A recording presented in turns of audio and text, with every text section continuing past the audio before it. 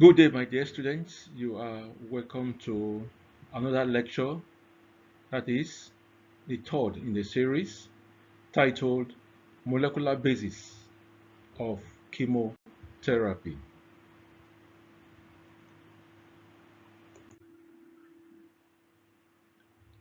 Let's quickly take a rundown through the lecture objectives. In this class, we shall have 6 objectives.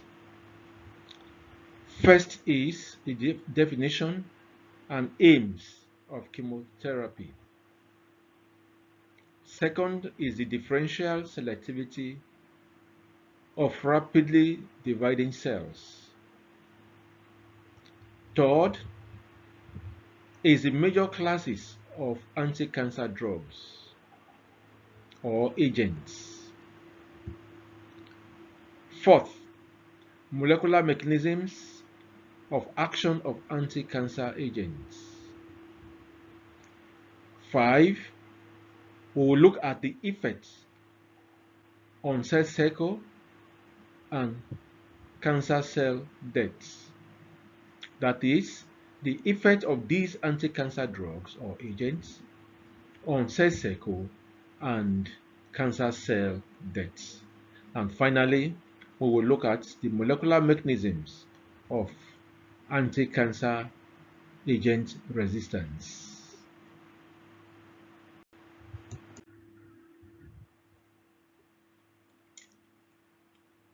Now, we all know that diseases originate from the uncontrolled action of microbes such as bacteria, viruses, fungi, and parasites.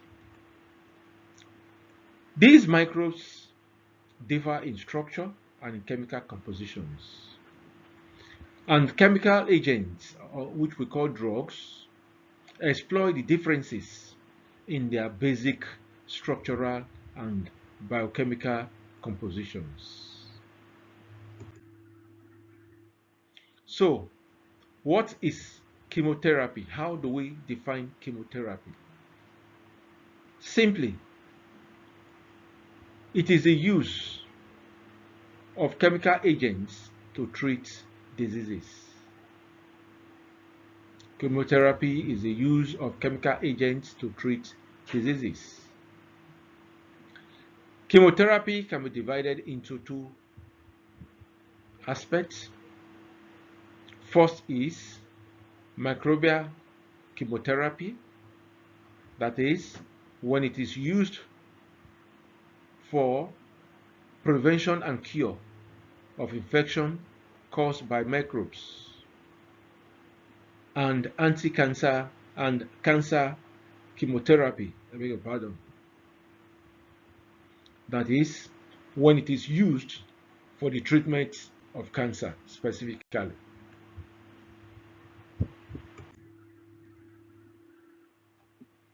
What are the aims of chemotherapy? The main goals are: 1. Curative. When we say curative, we make complete eradication of the disease or cancer. 2. Disease control, to stop or slow tumor growth, reduce tumor burden, prevent or delay spread, and prolong survival when cure is not feasible.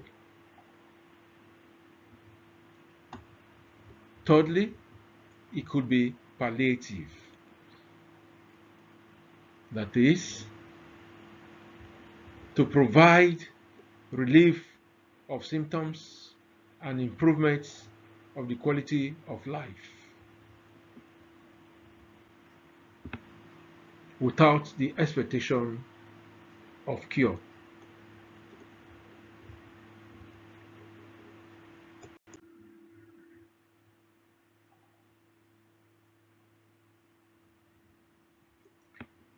The next thing I will want us to consider is rapidly dividing cells.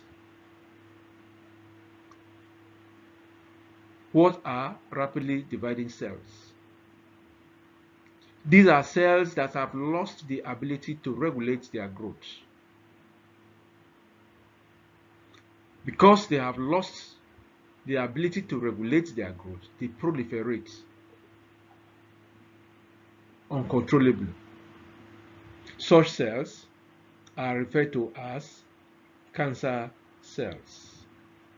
You can see the picture here of normal cells, and of course this is the normal cell while this is the cancer cells. You can see the great difference.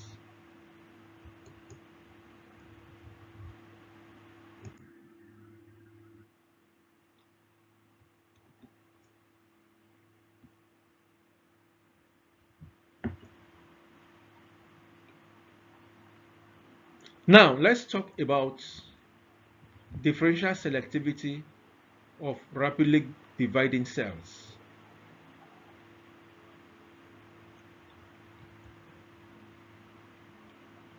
First of all, what do you understand by cell division? We know from your knowledge of Bio 101 or genetics that cell division is a process by which a parent cell divides to form new cells. It is essential for growth, repairs, replacement, and reproduction.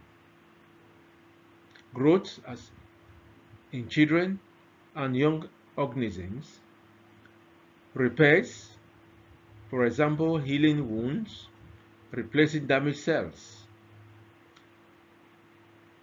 For replacement, old or dead cells are renewed. For reproduction, as in single-cell organisms.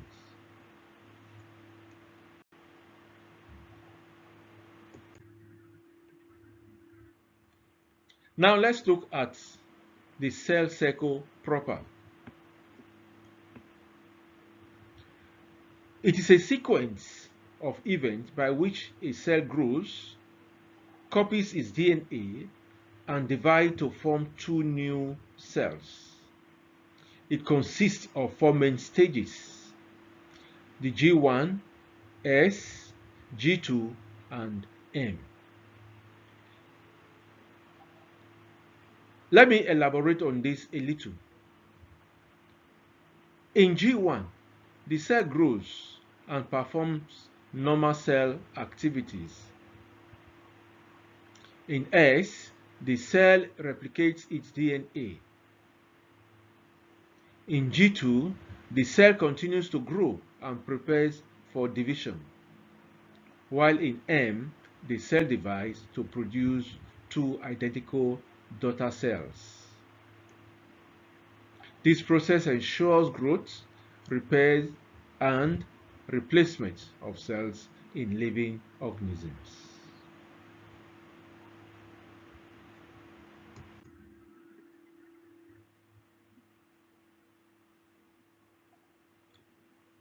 Now, what do we mean by differential selectivity of rapidly dividing cells? Let's break it down. First, differential sensitivity. It refers to the fact that not all rapidly dividing cells are equally damaged by a given cytotoxic substance. Susceptibility varies with proliferation rates, cell cycle, phase, repair capacity, and cellular hierarchy.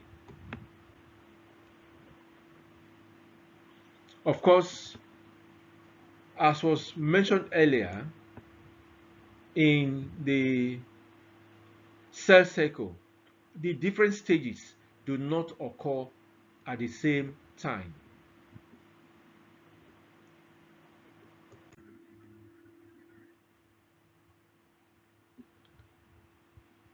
That could be the reason why they are differentially selective. That could be the reason why they are differentially selective, because of the fact that they do not proceed at the same rate.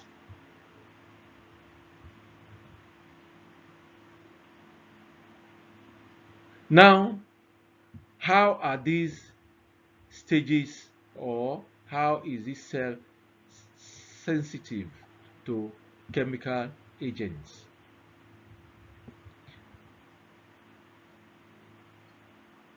It is the fact that cell-linked processes such as DNA synthesis, mitosis are the target of most cytotoxic agents. And secondly, as was mentioned earlier, the cells are not in the same phase, or they do not proliferate at the same rate at a given time.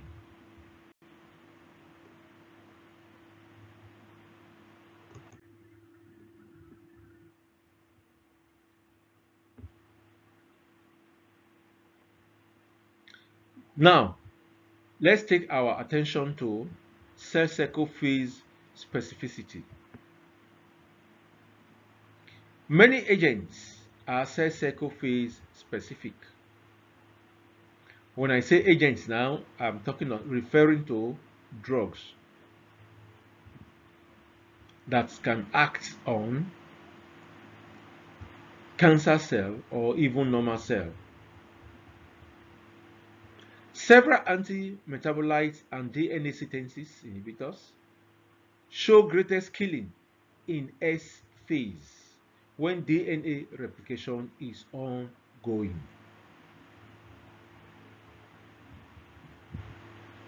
Other drugs preferentially damage cells in G1 or S border, that is G1 stroke S border, G2 or mitosis. Alkylating agents and some RNA synthesis inhibitor act at G1S, while mitotic spindle poisons are most effective in the M phase.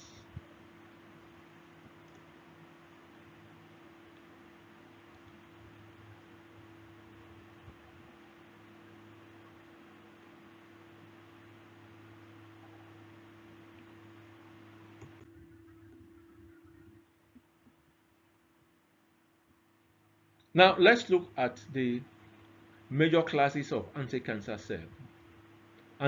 drugs. I beg your pardon. Anti-cancer drugs are classified into 8 major groups as follows. You can see them: alkylating agents, antimetabolites, anti-tumor antibiotics, plant alkaloids, hormones, and hormone antagonists. Targeted therapy, immunotherapy, and topoisomerase inhibitors.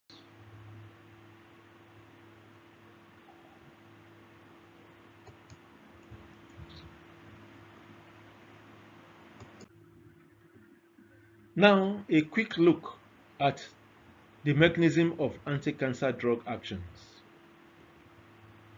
We start with alkylating agents. They bind and damage DNA, preventing DNA replication by forming crosslinks that lead to cell death. Antimetabolites, on the other hand, inhibit DNA and RNA synthesis. They mimic normal cell substances and block enzymes needed for nucleic acid synthesis. While anti-tumor antibiotics interfere with DNA and RNA functions, the binding cause transcription to fail and replication cannot proceed.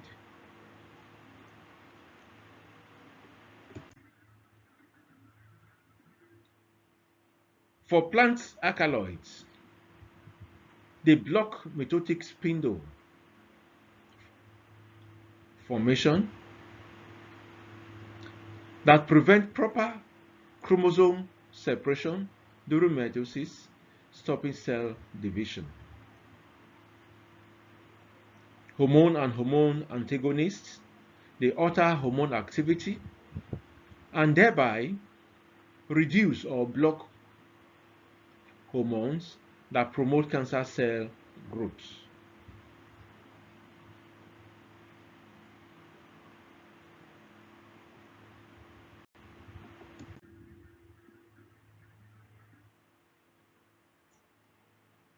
Immunotherapy stimulates immune response, which enhance the body's immune system to recognize and destroy cancer cells. Topoisomerase inhibitors, these agents block DNA unwinding enzymes. When that happens, it prevents DNA replication and inhibits topoisomerase enzymes, leading to cell death.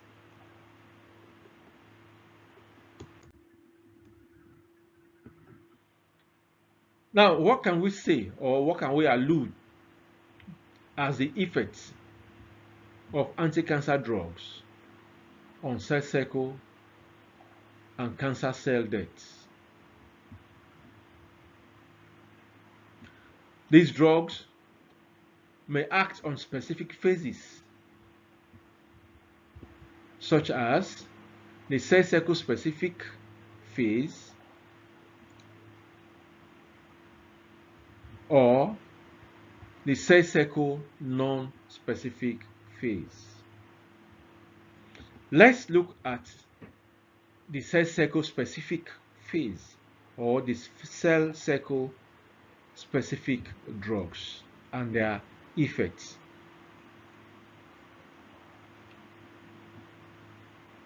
For the phase G1, some targeted drugs inhibit growth signals. For the S phase, the antimetabolites block DNA synthesis. For the G2 phase, some antibiotics prevent repairs of DNA. While the M phase, some plant alkaloids stop mitosis.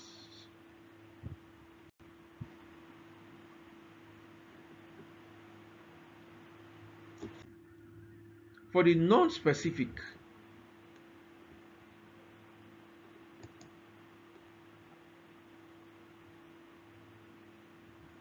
we can see that these drugs act at any stage of the cycle, including resting phase. At this point, let me mention that alkylating agents, anti-tumor agents, for example, produce effects by damaging DNA regardless of cell phase, leading to permanent growth inhibition.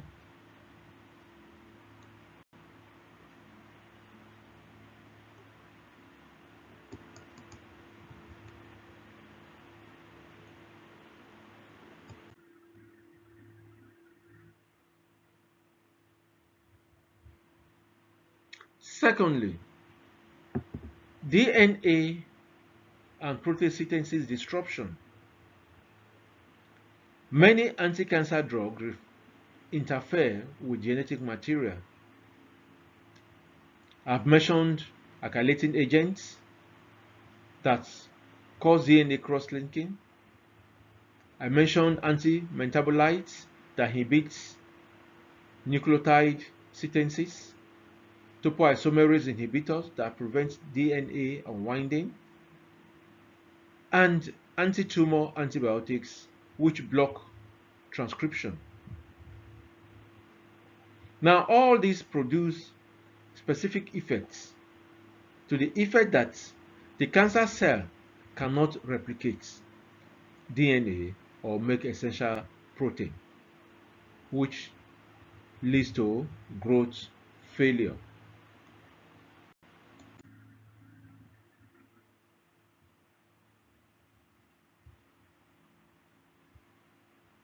Induction of cell cycle arrest. When DNA damage occurs, cell normally stop the cycle to repair it. Anti-cancer drugs cause severe DNA injury, overwhelm repair mechanisms, and activate cell cycle checkpoints. The result, again, is that cells are arrested in G1, S, or G2 and cannot proceed for cell division.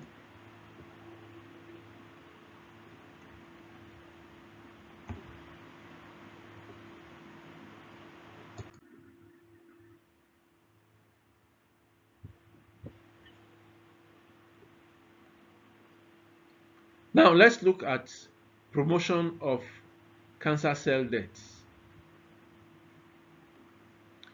Anti-cancer drugs ultimately lead to cell death through several mechanisms.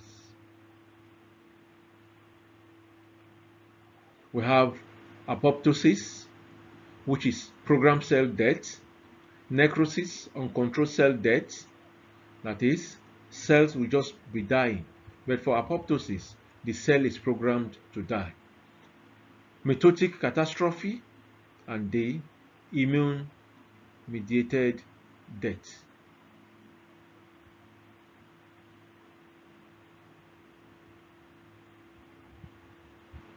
So when we take or when anti-cancer is administered, these are some of the ways that the cells or the cancerous cells dies.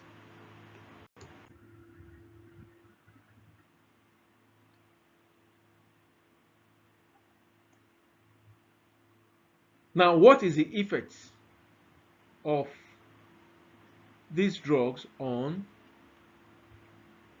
cancer cell proliferation? It reduces tumor size, prevents metastasis, slows disease progression, and improves survival.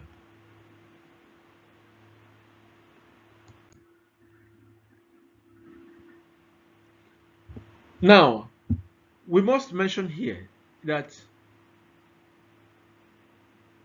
anti-cancer agents are not only harmful to cancer cells, it can also affect normal cells.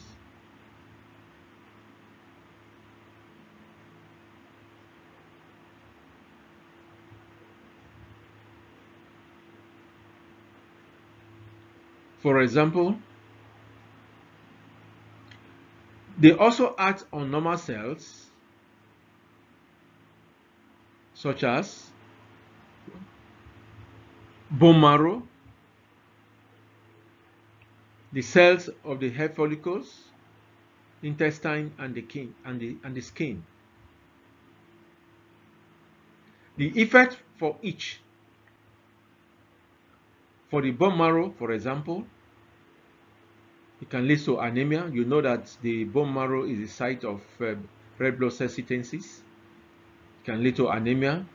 For hair follicle, hair loss, intestine diarrhea and ulcer. Then the skin, you have irritations. These are the effects of the agents on normal cells.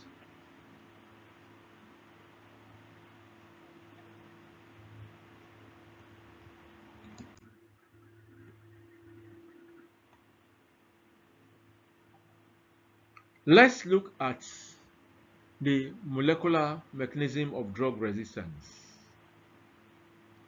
The question one would like to answer here is, what is drug resistance in the first instance?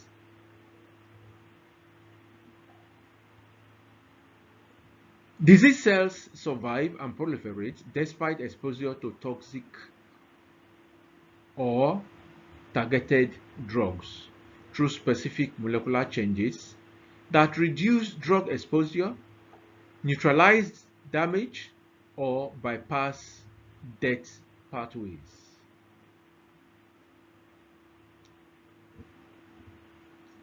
Everything wants to survive, even the cancerous or disease cells. If there is any agent that can inhibit their progression, they will devise a means to avoid such inhibitor.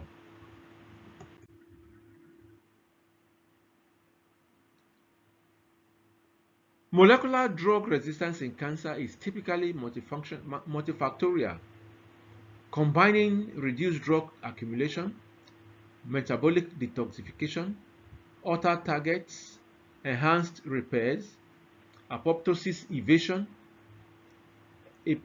epigenetic changes, and protective niches or stem cell population to limit the cytotoxic impact of chemotherapy and targeted agents. Now, the key things you will note here is this: reduced drug accumulation, metabolic detoxification, altered targets, enhanced repairs, apoptosis evasion. Now, these are very, very important for you to know and possibly explain.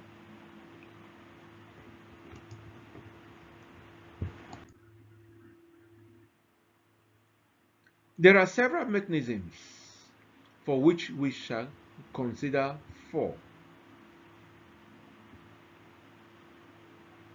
What I mean is this: there are several mechanisms for drug resistance. I mentioned it earlier, slides before this, but we shall consider four out of the lot for the sake of time.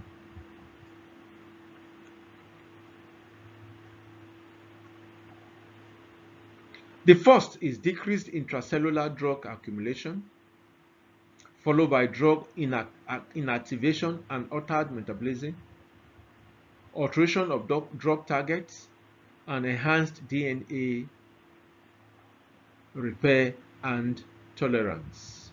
Now, let's look at each one by one or in turns. Now, for the first item, decreased intracellular drug accumulation. I want you to think of the cancer cell as a room with a door. Cancer cell can close or remove this door at will so that normal drugs cannot go in.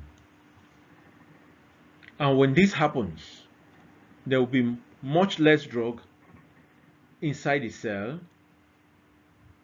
so that that drug cannot be effective. Secondly,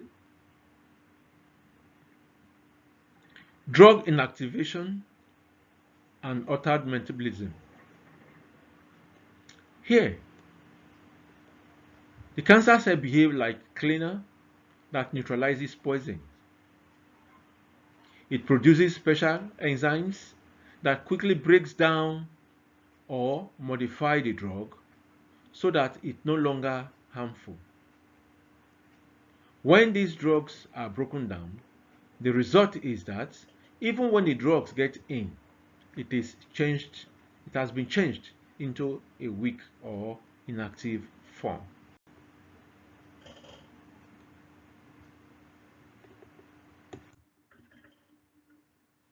3.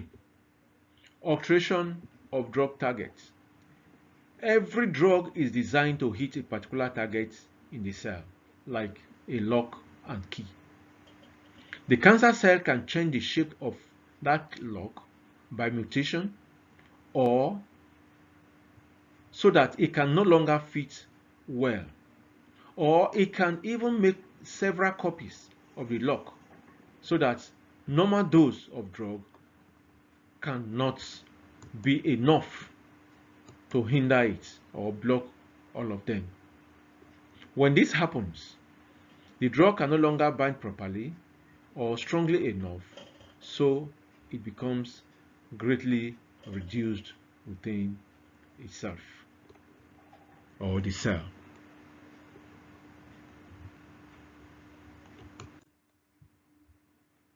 Enhanced DNA damage, repairs, and tolerance. Many anti-cancer drugs work by damaging DNA of the cell. Cancer cells can strengthen their repair system so that any DNA damage caused by the drug is quickly fixed. They can also adjust their control system so that they keep dividing even with some damage present. When they do this, the result is that the drug still causes injury, but the cell repair system, the cell repairs it or tolerates it so that it does not die. That is, the cancer cell does not die. You see how they fight for survival? Now, this said, let's look at the summary of what we have achieved from this lecture. At least we have understood the definition and explained the aims of chemotherapy.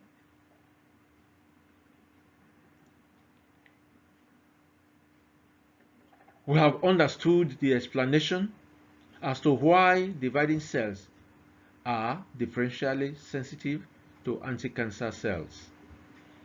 Of course, this is because they have different phases that do not progress at the same rate.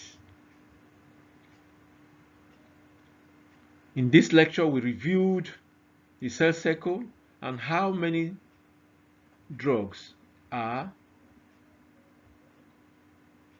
cell cycle specific and non-cell cycle specific. We also looked at the main classes or the major classes of anti-cancer drugs and summarizes their effects. Lastly, we covered molecular mechanisms of drug resistance.